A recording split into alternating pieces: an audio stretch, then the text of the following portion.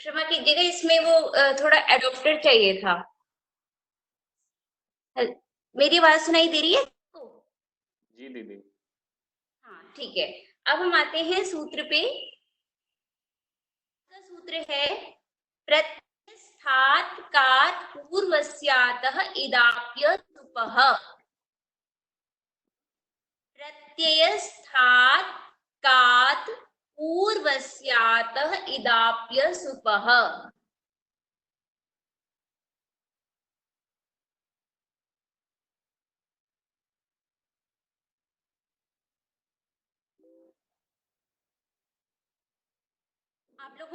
आप लोगों के पास पुस्तक है? नहीं। हाँ नहीं, अच्छा रुकिए। प्रत्ययस्थात् कात् पूर्वस्यात् इदाप्य सुपः। दिख रहा है? आप लोगों को ये दिख रहा है? प्रत्ययस्थात् कात् पूर्वस्य आत इदाप्य सुपः स्क्रीन पे दिख रहा है? ईमेल आईडी खुला हुआ है दीदी। 63 नंबर का सूत्र। आपका ईमेल आईडी खुला हुआ है। हाँ अब दिख रहा है।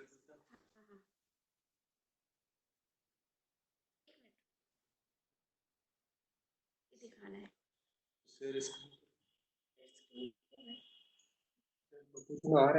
ये तेरे प्रत्ययस्थात् कात्। जी जी। प्रत्ययस्थात् कात्, हाँ ठीक है। प्रत्ययस्थात् कात् पूर्वस्य आतः इदाप्य। ये सूत्र आप देख सकते हैं कि 7वें अध्याय में तृतीय पाद में रखा गया है, ठीक है ना। प्रत्ययस्थात् कात् पूर्वस्य आतः इदाप्य सुपः। इस सूत्र में अंगस्य का अधिकार चलता है, ठीक है। जैसे मैं पहले ही हमेशा पूछती रहती हूँ, वही बताइए कि इसमें कितने आपको पद कितने दिखाई दे रहे हैं?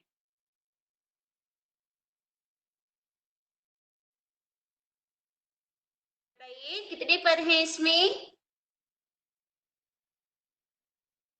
प्रत्ययस्थात् प्रत्ययस्थात् कात् पूर्वस्य हाँ अतः हाँ हाँ। इत इत आप्य सुपः और असुपः। इस हाँ बिल्कुल सही। इस प्रकार से हमने देखा कि इसके अंदर 8 पद हैं। बिल्कुल सही। ठीक है, 8 पद हमको दिखाई दिए हैं। प्रत्ययस्थात्,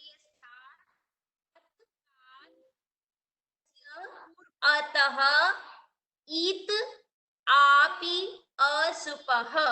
ठीक है, हम अब देखते हैं इतने 8 पद हैं, तो इसका क्या क्या कैसे कैसे किसमें अन्वय होगा, थोड़ा सा इसको देखते हैं।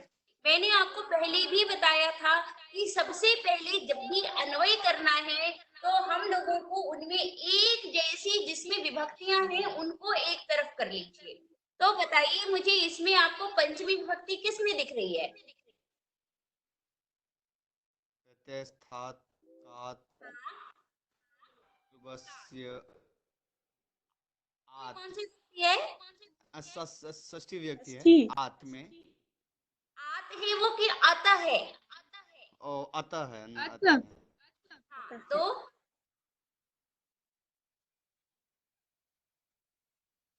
प्रत्ययस्थात् कात् में प्रत्ययस्थात् कात्।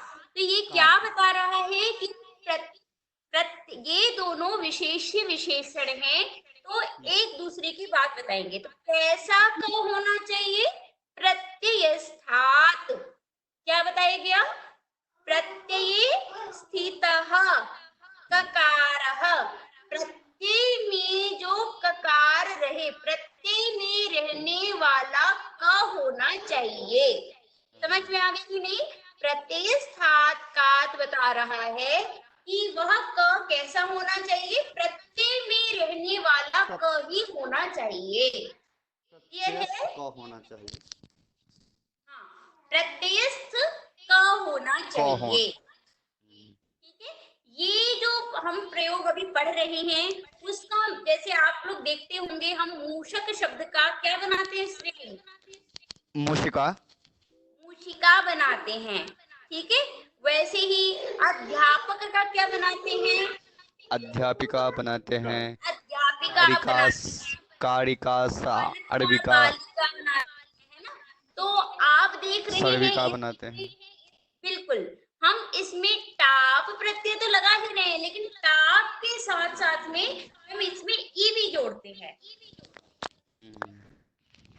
ये समझना होगा ये ई हम कैसे जोड़ रहे हैं और क्यों जोड़ रहे हैं, क्या सब जगह जुड़ेगा या इसकी क्या कंडीशन है, वो इस सूत्र के द्वारा आप लोगों को बताई गई है, ठीक है। अब हम लोग 5 सूत्रों के द्वारा हम लोग यही जानेंगे कि ये जो ई है वह कहाँ होता है और कहाँ नहीं होता है। समझ में आ गई कि नहीं?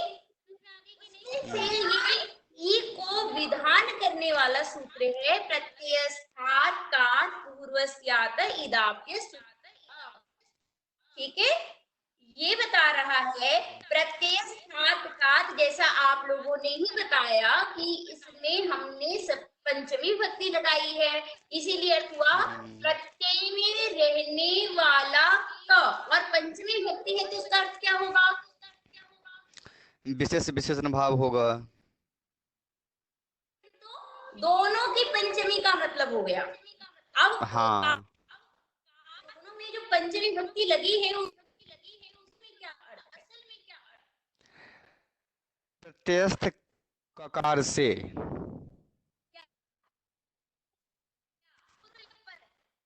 पूर्व पूर्व पूर्व होता होगा। है।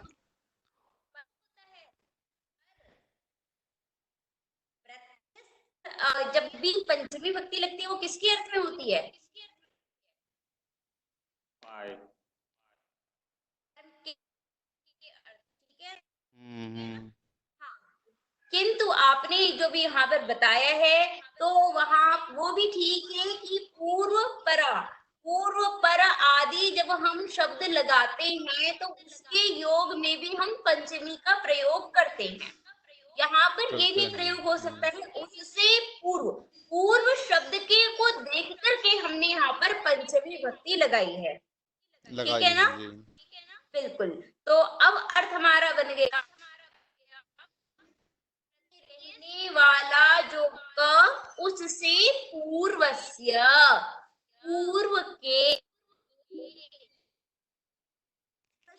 षष्ठी और अतः में कौन सी विभक्ति है, अतः में जो है वो षष्ठी विभक्ति होगा। कौन सा शब्द, अथ शब्द होगा।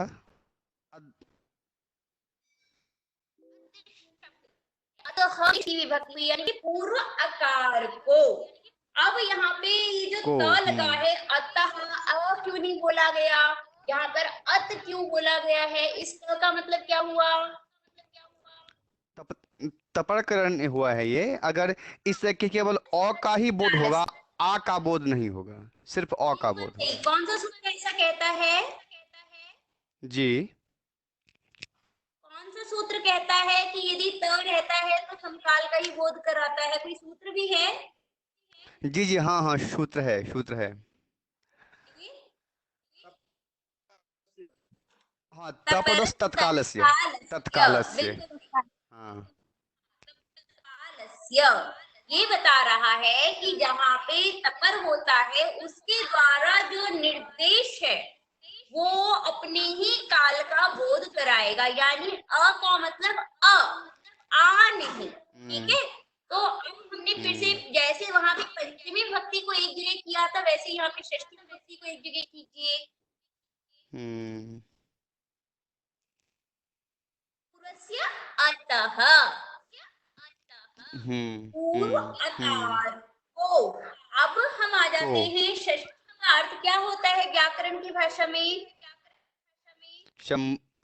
संबंध, नहीं जब हम शेष, पढ़ते हैं तो शेष, सूत्र में पढ़ेंगे तो क्या होगा, सूत्र में षष्ठी शेष होगा। स्थाने योगा, अच्छा अच्छा, हाँ हाँ हाँ हाँ हाँ है ना। हाँ, तो षष्ठ स्थान है, हाँ बिल्कुल। बिल्कुल, तो षष्ठी स्थाने योगा के द्वारा यहाँ पे क्या होगा, उसके स्थान पर होता है। में ठीक है, तो अकार के स्थान पर होगा, क्या होगा, इत होगा, ई होगा। ई होगा, बिल्कुल सही, ई होता है। कब होता है, हम्म हम्म ठीक है, कब, यदि वह सुप से परे न हो तब। यहाँ तब पे जो अपसुपः है उसमें तस्मादित्युत्तरस्य सूत्र की इसीलिए पंचमी विभक्ति का अर्थ हो जाएगा कि सुप से परे नहीं हो, क्या नहीं हो, होगा। क्या तो नहीं हो, पूर्व आकार आप का नहीं, ई नहीं हो। नहीं आ, ये तो होगा, विधान है ये तो विधान करना है। कब करना है, यदि आप पर में होगा तो, पर वह आप सुप से पर नहीं होना चाहिए। चाहिए, अच्छा। क्लियर हुई? हम्म।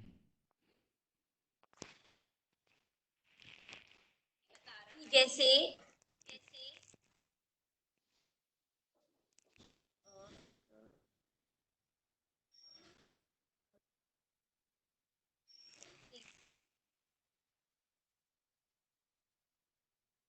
दिख रही है यहाँ पे, दिख रहा है आप लोग, नहीं नहीं दिख रहा है।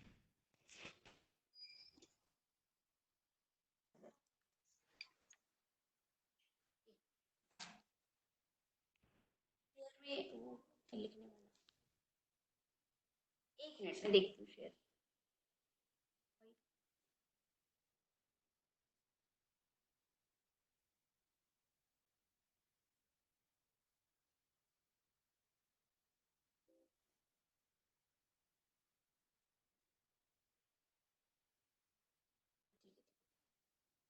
देखिए यहाँ पे क्या है,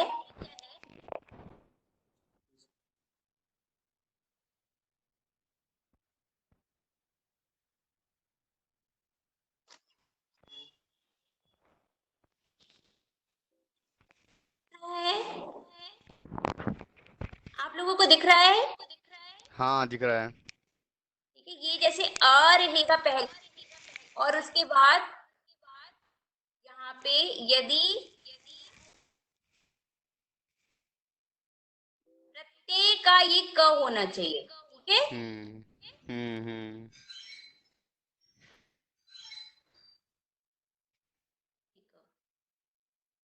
ये प्रत्यय का होना चाहिए।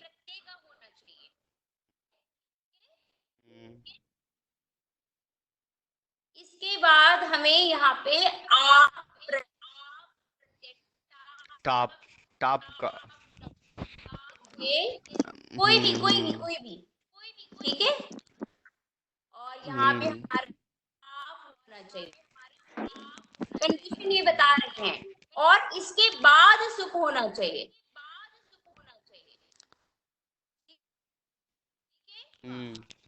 अ, क, आ और सुप, देख रहे हैं, यहाँ सुप नहीं होना चाहिए ना। नहीं मैं बता, देखिए और पहले अ हो, फिर क हो, फिर हाँ। आ, और इसके बाद में सुप हो सकता है, हम्म ठीक, हम्म। तो कोई दिक्कत नहीं होगी, ये सुप सु ही लिख रही हूँ पर सुप समझा जाए, हम्म हम्म, ठीक, तो जी कंडीशन समझ में आ गई, हाँ, कि जी बिल्कुल। ये क प्रत्यय वाला ही क हो और कोई भी नहीं, इसके साथ में आ, इसके बाद ही आप होना चाहिए और उसके बाद उ होना, सुप होना चाहिए। ऐसे में ये जो अ है इसके स्थान पे क्या हो जाएगा, ई हो जाएगा। ई हो जाएगा, ठीक है, समझ में आ गई, क्लियर है आपको, ये हम्म कंडीशन है, इसको ही इन्होंने घुमा फिरा करके बताया है, आप इतना समझिए। क्लियर है, स्पष्ट हुई सबको? यहाँ पे कोई दिक्कत है आप लोगों को तो बताएं, वरना फिर हम लोग आगे चलेंगे। जी। क्लियर हो गई बात? जी। तो अब हम चलते हैं इसके पहले शब्द पे कि प्रत्यय स्थात। ठीक है, यहाँ पर हमने प्रत्यय स्थात क्यों कहा?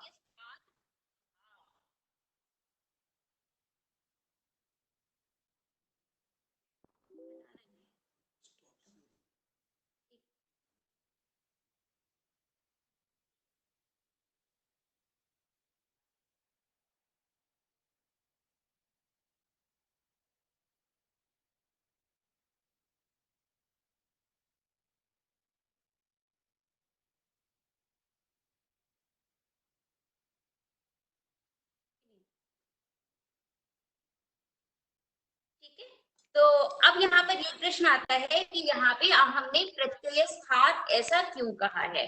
ठीक है, तो प्रत्यय स्थात यानी कि प्रत्यय में रहने वाला पहला शब्द है।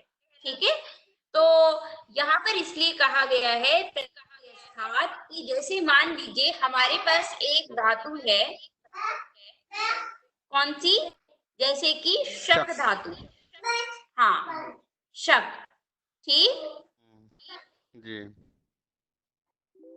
देख सकते हैं आप, हमारे पास जैसे मान लीजिए शक धातु है। ठीक है, 50 चादी से हमने यहाँ पर अच प्रत्यय किया। कर लिया।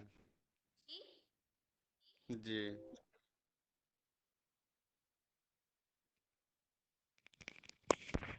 क्या बनेगा अब हमारे पास? तक अ बनेगा। शक का अ बन जाएगा। ठीक है, ऐसा करने पर हमारे पास शब्द बनता है, क्या बनेगा हमारे पास? सक। शक का बनेगा। ठीक है,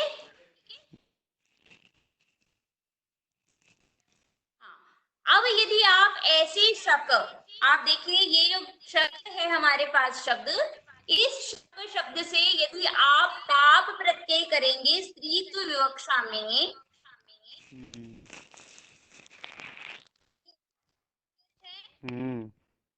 यदि हम यहाँ ताप प्रत्यय करेंगे तो आप देख सकते हैं कि मैंने पिछले कंडीशन में आप लोगों को बताया था कि यदि हमारे पास क्या रहे, यदि पूर्व में अ है, शक में बीच में क्या है? अ है। अ क अ है ना, तो श के क से पूर्व में अ है। है। अभी हम ताप प्रत्यय कर रहे हैं। क्लियर है? तो ऐसे में आप रहेगा, तो यहाँ पे अ के बाद क के बाद आप और उसके बाद तुम करेंगे आप। तो तद्धित समासाष्टक सूत्र के द्वारा प्रातिपदिक संज्ञा, हाँ। प्रातिपदिक संज्ञा आदि विभक्ति लेकर आएंगे। तो ऐसे में हमारे पास शका बन रहा है।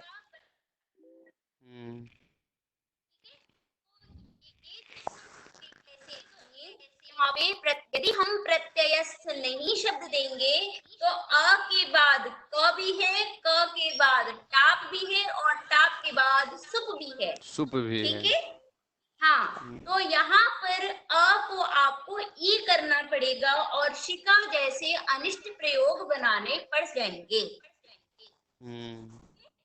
वह शक में जो श और क के बीच में अ है उसको ई नहीं होने लगे, इसीलिए बोला गया प्रत्ययस्थात।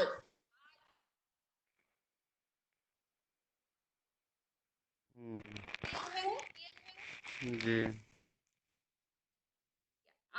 आधा आधा लग रहा है, तो समझ में आया मैंने क्या समझाया है? क्योंकि जी। देखिए यहाँ शक में जो क है वो किसमें है? धातु में है, प्रत्यय में नहीं है। क्योंकि यह शक में जो क दिख रहा है वह धातु में दिख रहा है, वह प्रत्यय में नहीं है।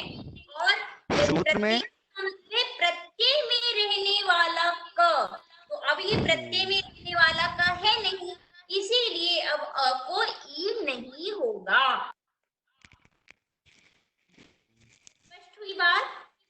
हम्म। जी। यहाँ पे कोई भी आप लोगों को संदेह हो तो आप पूछ सकते हैं। कोई दिक्कत या नहीं समझ में आया?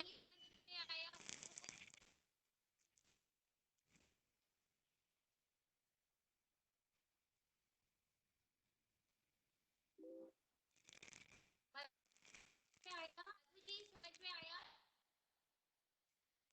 समझ रहे हैं। ठीक है, ठीक है। तो अब हम इसके आगे चलते हैं। ठीक है, अब कहा, ठीक है, आप प्रत्यय स्थात कह देते, कात कहा, या तो आप कहा कहते। ठीक है, कात का मतलब क्या है? तो उन्होंने कहा कात का मतलब है कि कैसे भी प्रत्यय में क होना चाहिए। ठीक है, ये स्पष्ट करने के लिए ही कात पद को दिया गया है। क्लियर है आपको? जी। कि प्रत्यय में क होना चाहिए, चाहे वह कैसे भी हो, चाहे वह अकच कह करके हो, चाहे वह कह कहकर हो, कैसे भी प्रत्यय में क होना चाहिए।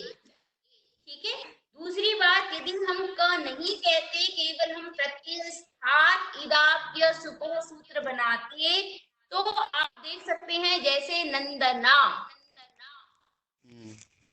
नंद शब्द है। ठीक है, नंदी ग्रही पचादी जो ल्यूनिन्यच सूत्र से यहाँ पे क्या होता है, लू प्रत्यय हो जाता है। ठीक है, लू प्रत्यय करेंगे जी। तो युवो नाकौ सूत्र के द्वारा यहाँ पर क्या होगा, यू का अण हो जाएगा। अन हो जाए। ठीक है, और उसके बाद हमारा बन जाएगा नंदन। नंदन। ठीक है, और टाप कर दीजिएगा, तो यहाँ ये प्रत्यय है ही नहीं, इसीलिए यहाँ पर नहीं होगा। क्लियर है आपको? जी। अब हम इसमें आते हैं प्रत्यय स्थात कात तक हमको समझ आ गया। अगला शब्द क्या है इसमें?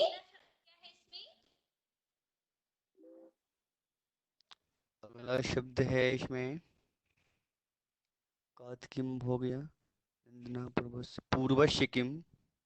पूर्वस्य, यहाँ पर हमने पूर्वस्य, पूर्व को ऐसा क्यों कहा? तो सिंपल ही है कि पूर्व को नहीं कहते तो क्या हो जाता, होने लग जाता।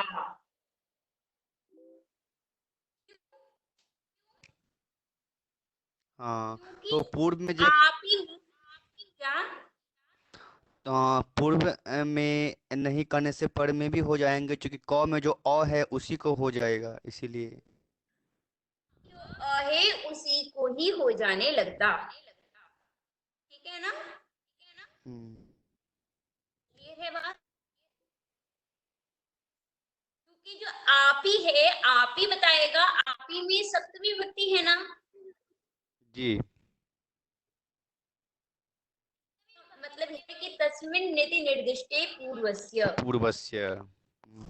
ठीक है, तो यानी कि अव्यवहित पूर्व को ही हो।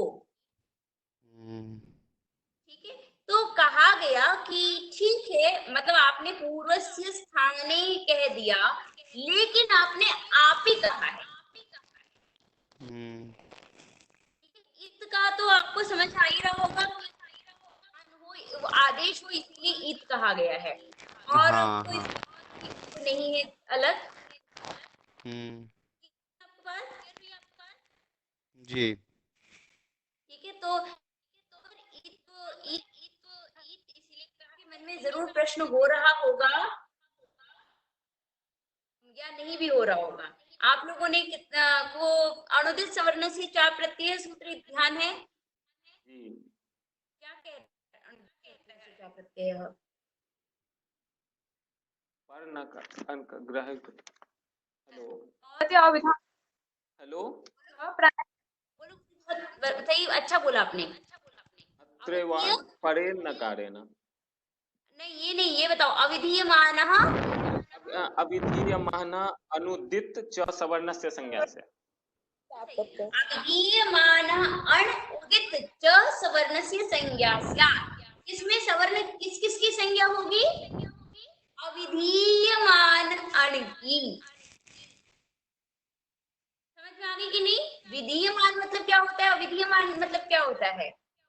जिसका विधान किया जाता है वो होता है वो होता है विधीयमान। समझ में आई कि नहीं?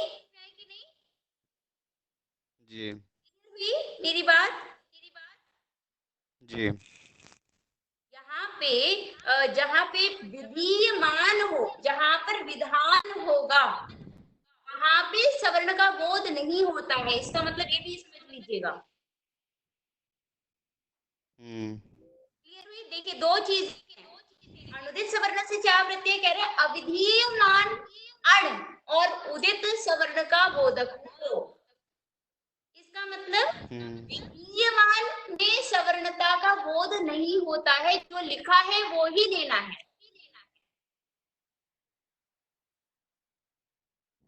जैसे कि इको यणचि जब हम सूत्र पढ़ते हैं तो इसमें विधीयमान क्या हुआ? क्या विधान कर रहे हैं आप लोग? यन विधान किया जा रहा है, यन विधीयमान है। बिल्कुल सही। तो यण विधीयमान है, इसीलिए आप य व ल में अनुनासिक य व ल नहीं लेते हैं, क्योंकि अनुनासिक भी होता है, किंतु हम य व ल जो है वो जैसा लिखा है वैसा ही लेते हैं। ठीक है? इसी प्रकार से यहाँ पर भी यही बात बताई जा रही है कि विधीयमान सवर्ण का बोधक नहीं होता। तो अब बताइए कि इत में आपने तपर क्यों किया? मेरी बात समझ में आई क्या? इसमें तपरक करने का प्रयोजन तो पहले कहा गया था ना? इत में नहीं, आपने बताया था मुझे अतः में। अत में, हाँ हाँ हाँ, हाँ इत में इत में इसीलिए तपर ग्रहण किया गया इत में, हम्म, कि अगर इत में तपर ग्रहण नहीं किया गया होता तो जब स्थानीय के स्थान में जो विधान किया जाता है, यानी अ के स्थान में जो विधान ई किया जा रहा है यहाँ पर, हाँ हाँ, तो क्योंकि वर्ण समानय में तो कभी भी दीर्घ वर्ण का उच्चारण नहीं किया गया है, बिल्कुल नहीं किया गया है। सब ह्रस्व वर्ण का उच्चारण किया गया है। तो और वहाँ ह्रस्व वर्ण से ही दीर्घ वर्ण का बोध होता है। विधीयमान में ये नहीं होता है, यही बात को समझिए। अनुदित सवर्ण से चा प्रत्यय सूत्र यही बात को बता रहा है। जो आप उसमें भी बोध करा सकते हैं, लेकिन अब विधीयमान में आपको ये नहीं करना है, जो लिखा गया है वो ही लेना है। तो इसीलिए यहाँ जो है, जो सम का जो वहाँ उपस्थित जो वर्ण है उसी वर्ण का ग्रहण होगा, अन्य वर्ण का ग्रहण नहीं होगा। तो इत में अगर आप केवल ई भी बोल देते तो भी ई का ही बोध होता, क्योंकि वो विधीयमान है इसीलिए। हाँ, क्योंकि वो विधीयमान है, उसमें दीर्घ का बोध नहीं होता। तो आप नहीं का होता। क्यों अलग से लगा रहे हैं?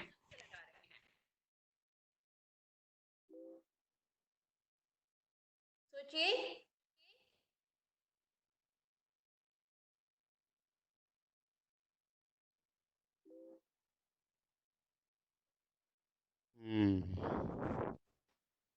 प्रश्न अच्छा है ना? जी बिल्कुल। हाँ, तो बताइए। देखिए, पर यदि नहीं करते तो क्या करते? केवल ई बोलते, जी। आप ही बोलते, हम्म। ठीक है? फिर आप उसको जोड़ करके क्या लिखते? ओ यापी बन जाता है। और फिर क्या होता? वह तो संधि हो जाती और और संधि फिर हो अगर जाएगी। हो जाती तो समझ तो क्या होगा? तो स्पष्ट स्पष्ट रूप से समझ में ही नहीं आएगा वहाँ क्या कहा जा रहा है। कि आप य और आप ही बोलना चाह रहे हैं, ई और आप हाँ बोलना चाह रहे हैं। इन दोनों में हाँ। संदेह ज्यादा, वो संदेह ज्यादा गौरव है, ओ, बजाय इस भ्रांति भ्रांति भ्रांति नहीं हो इसीलिए जो है तर्कण किया गया। केवल एक भ्रांति नहीं हो, ये से इसी चीज को बताया गया है। हम्म, जी जी जी जी जी जी। हाँ, तो अब हम चलते हैं, कहा गया आप ही।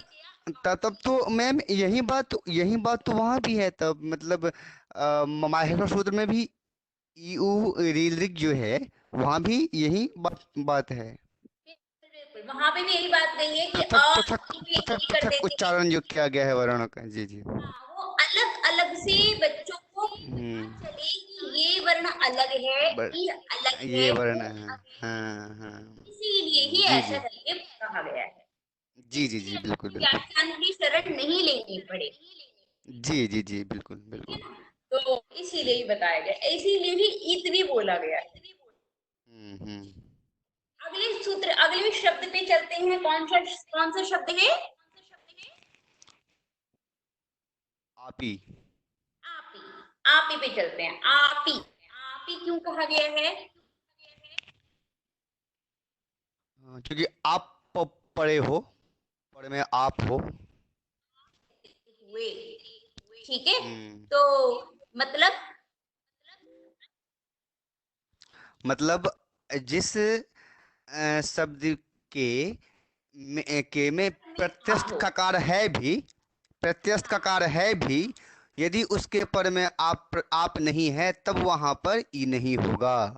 हाँ, जैसे कि कारक, कारक है ना? कारक। कौमुदी जी में है लिखा हुआ जी कारक, जी जी। ठीक है।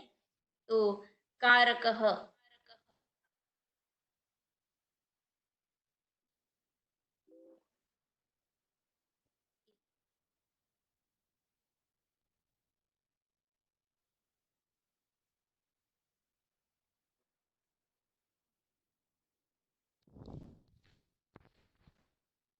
यहाँ पे देखिए लिखा हुआ है कारक, देख रहे हैं आप लोग? जी जी जी जी देख रहे हैं। किम कारक, तो देखिए यहाँ पे दुक्रिय धातु से नवल प्रत्यय लेकर आए हैं, ठीक है। डुक्रिय करणे धातु से यहाँ पे डबल प्रत्यय होकर के क्या हुआ है? युवोर नाको सूत्र है नाकों से। कि हाँ, यू और वु को अक आदेश हो जाता है। यहाँ पे अक आदेश हो गया है, ठीक है। यहाँ पे आप देख सकते हैं कारकः, इसको यदि हम वर्ण विच्छेद करेंगे तो कैसे बनेगा?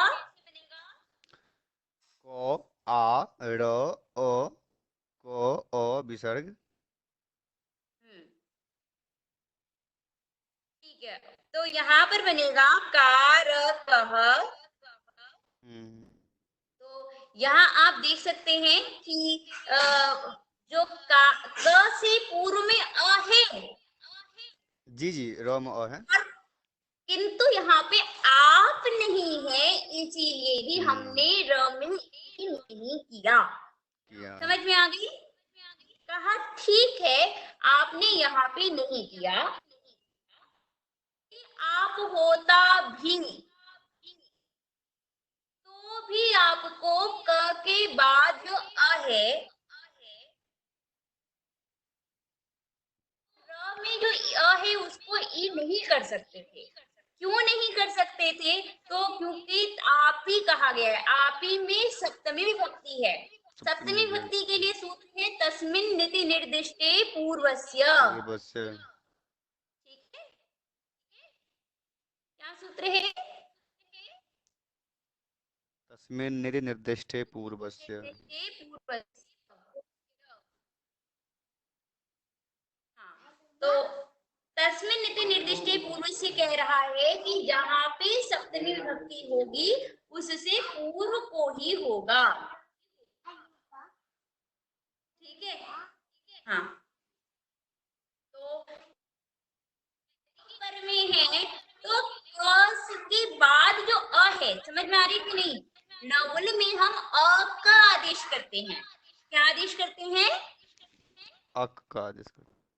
अ का आदेश करते हैं। तो उस अ क में ही जो क है उसको ई होना चाहिए। समझ में आ गई? क्लियर है? जी जी। और के बाद जो ई है उसको नहीं होगा। तो उसके लिए कहा गया कि एक परिभाषा है। क्या परिभाषा है? ये ना व्यवधानम तेन व्यवहितेपि। क्या मैंने बोला? ये न अव्यवधानम, ये न अव्यवधानम तेन व्यवहितेपि। ठीक है? क्या मैंने परिभाषा बोली? ये न अव्यवधानम तेन व्यवहितेपि। हाँ विभव जी, क्या बोली परिभाषा मैंने? ये न व्यवधानम से अव्यवहितेपि। ये नाव्यवधानम, नाव्यवधानम है, ठीक है? ये नाव्यवधानम तेन व्यवहिते। ठीक है? एक में अव्यवधान पहले बोलिए, लास्ट में व्यवहिते।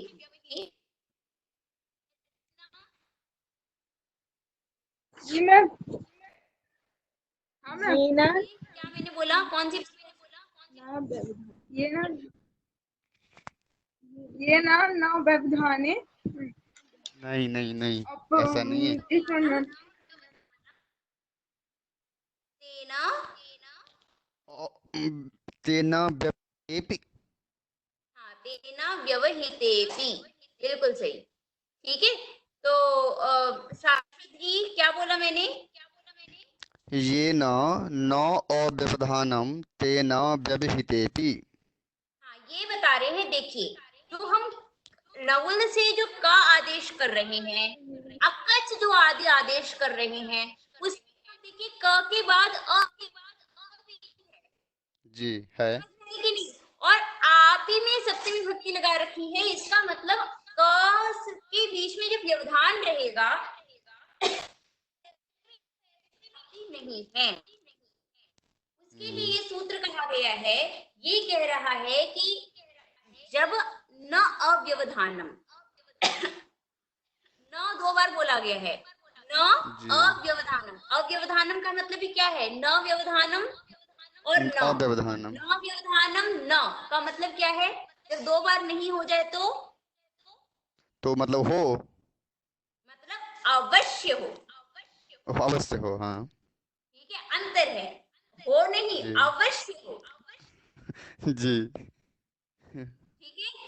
ये अंतर हुआ है कि जब हम सीधा बोले तो वहां आवश्यक नहीं होगा, लेकिन यदि दो बार नहीं बोल देंगे तो मतलब अवश्य होना चाहिए। यहाँ पे भी, जहाँ पे कुछ ऐसे आदेश होते हैं जो कि अवश्य वैसे ही होंगे, यदि कोई ऐसा आदेश हो प्रत्यय, प्रत्यय में जब भी देगा तो क के साथ अ होगा ही होगा। बिल्कुल होगा। अगर अंतिम संज्ञा हो जाएगी।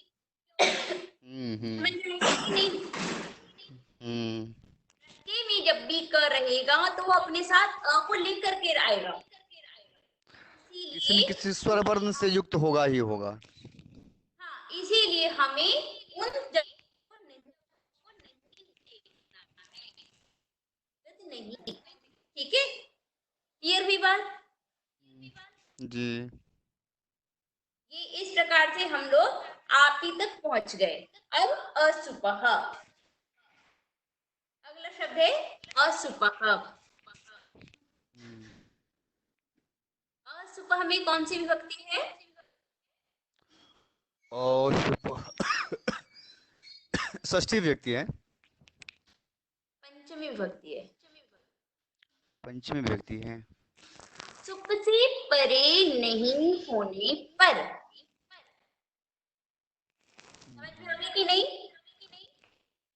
कि जी। ये देने की क्या आवश्यकता थी? तो एक शब्द बनाते हैं हम लोग, बहु परिव्राजका। ठीक है, बहु परिव्राजका क्या बना रहे हैं हम? बहुपरिव्राजका। बहु तो देखिएगा, परिव्राजिका। हाँ ये वृज्जिका नहीं होगा, बहु परिव्राजका होगा। हम्म। ठीक है, तो इसका मतलब क्या हो? बहवः परिव्राजकाः सन्ति यस्यां नगर्यां बहु परिव्राजका नगरी। समझ में आ गई कि नहीं? हम्म। सारे संत हैं जहां पर, उसको हम कहते हैं बहु परिव्राजका। जिस नगरी में, तो ऐसी मथुरा नगरी है, अयोध्या नगरी है, ठीक है ना? हम्म। यहाँ पर कि ये बनता कैसे है, तो आप बस इतना समझिएगा कि यहाँ पे हम प्रत्यय का क है कैसे, तो परिपूर्वक व्रज धातु, कौन सी धातु है? ब्रजगतो धातु। हाँ, और परि उपसर्ग है। इसमें उपसर्ग हम है। नवल प्रत्यय लेकर आते हैं, नवल से फिर अक बचता है, तो आपका बना बचता है। परिव्राजक। कोई दिक्कत? तो नहीं। प्रत्यय का क है, हम्म। ठीक है। किंतु दिक्कत क्या होती है, हम लोग इसको पहले समास करते हैं। समास करेंगे तो कैसे करेंगे? बहु परिव्राजकाः। ब्रजका। तो बहु में कौन सी विभक्ति लेकर आएंगे? बहुजस परिव्राजक जस। बिल्कुल, बहुजस परिव्राजक जस, इसमें हम जस। बहुव्रीहि समास करते हैं। फिर क्या होगा, जब भी हम समास करते हैं तो सुख का लुक हो जाता है। कौन से सूत्र से? जी। स्पो धातु प्रातिपदिकयो। हाँ, सुपो धातु प्रातिपदिकयोः से सुख का लुक होता है। आप लोग इतना समझिए कि इसमें हम लोग जब बहु परिव्राजक बनाते हैं तो यहाँ पे पहले सुप लेकर आते हैं, क्योंकि समास करना है। पहले हम क्या करेंगे, इसमें समास करेंगे तो बनेगा बहु परिव्राजक। समझ में आ गई कि नहीं? जी। और जब हम जी। समास करेंगे तो समास में पहले सुप आता है और उसके बाद उसका लोप। हम्म। ठीक है, जब ये हो गया उसके बाद आप टाप लेकर आ रहे हैं, हम्म। तो सुप के बाद भी टाप आया है, हम्म। इसीलिए यहाँ पे ज के अ को ई नहीं होगा। समझ में आ गई कि नहीं? बहु परिव्राजक में हमने बनाते समय पहले समास किया था। किसमें समास किया था? पहले हमने बहु परिव्राजक में समास किया, विवक्षा हुई, और हम टाप प्रत्यय लेकर आए हैं। क्लियर हुई बात? तो समास करने के लिए हमको पहले ही सुख लेकर आना पड़ा और उसका लोप करना पड़ा, उसके बाद हम टाप लेकर आ पाए। दिक्कत हो रही है इस बात पे? नहीं। ठीक है, इसमें इसीलिए ई नहीं हुआ। ये बात पूरी समझ में आ गई कि बहु परिव्राजक में क्या दिक्कत थी, क्यों नहीं हुआ उसमें कोई? उसमें सुप का लोप हो गया है ना, इसलिए हाँ, समास क्योंकि जब किए उसमें तो हम सुप का। सुख का लुक नहीं, आप ये कहिए उसमें हम पहले सुख लेकर आए हैं, उसमें हमने पहले हाँ। समास किया है। समास करेंगे तो सुख लेकर आएंगे, उसके बाद हमने टाप विभक्ति की है। मतलब सुख कार्य पहले कर रहे हैं। स्वादि कार्य यदि आप पहले करते हैं तो आपको ई नहीं करेंगे। समझ में आ गई? हम्म। क्लियर है बात? जी। मधु दीदी? समास आया है उसके बाद सुख भक्ति। हाँ, क्योंकि हमने इसमें समास किया है, उसके बाद टाप किया है। समास किया है मतलब स्वादि विभक्ति का लोप लेकर और उसको लोप कर दिया। ठीक है, अब देखिए, यहाँ तक कोई भी प्रश्न हो तो पूछें, क्योंकि अब फिर हम इसके बाद चलेंगे। हाँ, तो यहाँ पर तो फिर भी तो हम जो है सो यहाँ पर ई की प्राप्ति होती है, ई की। हाँ क्योंकि इसलिए अगर सुप का लोप हुआ है हाँ तो हाँ प्रत्यय लोपे प्रत्यय लक्षणम तो हम कर सकते हैं ना। ये बात अभी मैं बोलने वाली हूँ। ये अभी इसको भी रहने दीजिए, फिर इससे पहले में बताइए कोई दिक्कत हो तो फिर अभी जी आप नहीं। ही से पूछूंगी। यहाँ तक नहीं है ना दिक्कत? अब बताइए इसमें क्या था। हाँ, तो सुप पहले मैंने लेके आया था और उसका लुक भी हो गया। तो फिर तो ऐसी अवस्था में यहाँ ई नहीं होगा सूत्र के अनुसार। यहाँ प्रश्न ये आ रहा है कि सुख तो लुक हो गया, सुख अब तो तो सुप दिख वहाँ है ही नहीं रहा है, दिख ही नहीं रहा आपके है पास जी। तो टाप है, ठीक है ना? तो आप फिर सुख से परे टाप रहने पर ऐसे क्यों कह रहे हैं? तो क्लियर हुई बात? हाँ हाँ हाँ हाँ। सुख से परे टाप हो, ठीक है फिर ना? भी नहीं हो आप पाए फिर भी नहीं हो पाएगा।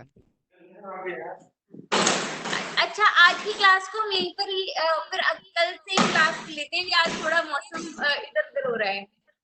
जी ठीक। ठीक है, हाँ ठीक है, कल मैं जी इसी सूत्र को फिर पूरा करती हूँ और नई यहाँ से वो सूत्र भी होगा। हाँ